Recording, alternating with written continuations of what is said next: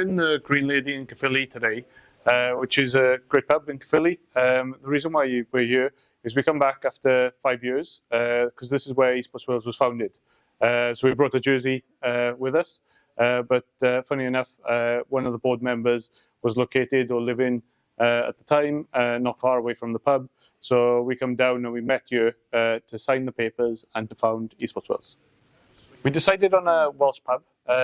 It was generally, a lot of things happens in pubs in Wales, and it was, it worked for us.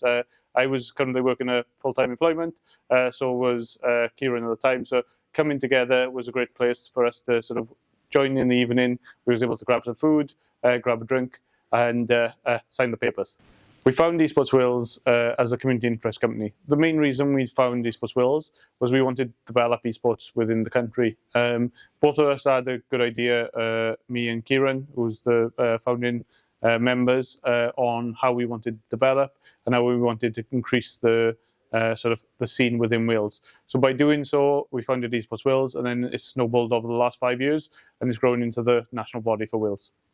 So Esports Wales, we focus on sort of developing people within the industry, but focus on developing businesses as well. So in doing so, it's things like photography, videography, streamers, content creators, and then sort of the clubs around it. A lot of people don't tend to think of these as businesses.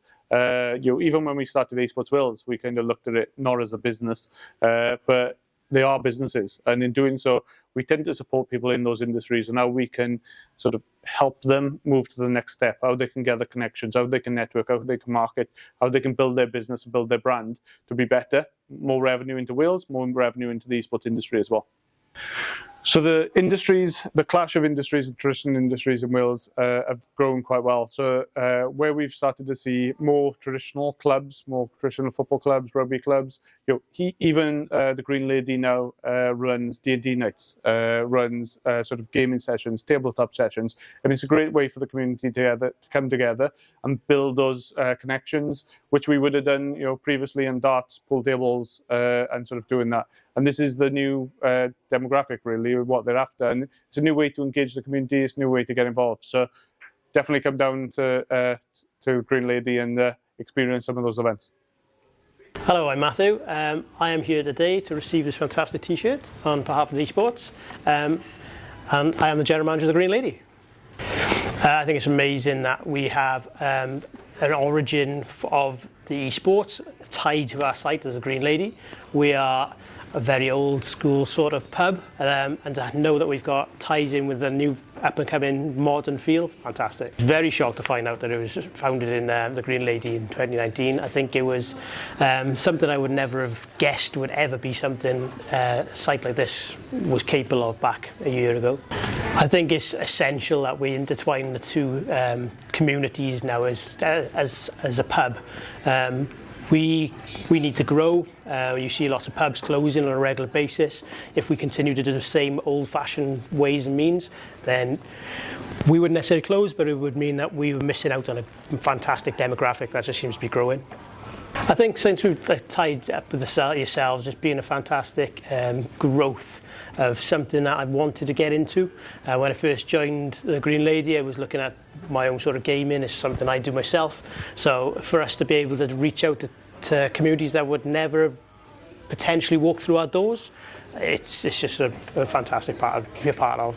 My name's Anthony. I'm here on behalf of the Community Gaming Club and the Caerphilly Knights. We're here at the Green Lady because we are running a games night later this evening. So we have an open games policy, so we take tables in locations and allow people to come in, play games. We supply some of the games as well. We do Dungeons & Dragons, Warhammer, Pokemon, Magic the Gathering, Yu-Gi-Oh! Lots of variety. Something for everybody. What we are is a community-driven project that allows people to come in and play a variety of games that stem from kids all the way through to our older gamers. And in Caerphilly we have several venues. We also have our own little shop, which is there to support the growing community that we have. Esports Academy, when I went through that was very eye-opening. It opened my eyes to how impactful gaming can be, especially the esports element, which was something I'd been looking at for the community gaming club, but wasn't quite sure whether or not it was a fit for us. But going through the academy showed that actually it's a very impactful element. It's as social as tabletop gaming if done well. It's a different element of competitiveness, and the academy helped not only to understand that aspect, but understand how we can take the CGC forward in a very dynamic and engaging way. We've decided as a project to engage with local venues in order to help boost local economy. The pubs are often open all week until late, so there's no worry there of sort of time restraints, but also they're comfortable. They're places that people like to come socialize, have a drink, have food available, and the venues that we use have all been very accommodating, very gracious to allow us to come in and do what we do, knowing that they're bringing a different group of people in, that their space is being used, and it's a boost to everybody's outlook on what it is that we all aim for.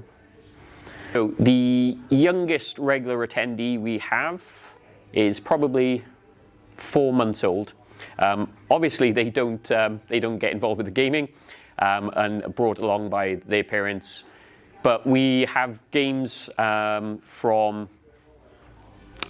suitable for all ages. So even if it's just a game of Jenga or giant dominoes, all the way up to Euro games for those that are sort of, avid gamers, up to Scrabble, chess that the older generation tends to like to come in and do. So yeah, we cater for everybody, and our range of games means that we are very, very inclusive, no matter what your age or ability is. Completing the academy, it was very clear that there was a lot of scope to expand not only what we've done for the tabletop, but to also look at esports as an inclusion of that. So we are setting up the Caerphilly Knights, which will be our esports kind of team, creating a hub for not only esports but general electronic gaming as well, and it's helping us see other avenues that we can take gaming that kind of is more engaging, more hands-on, more inclusive and just engaging. We most certainly hope it will.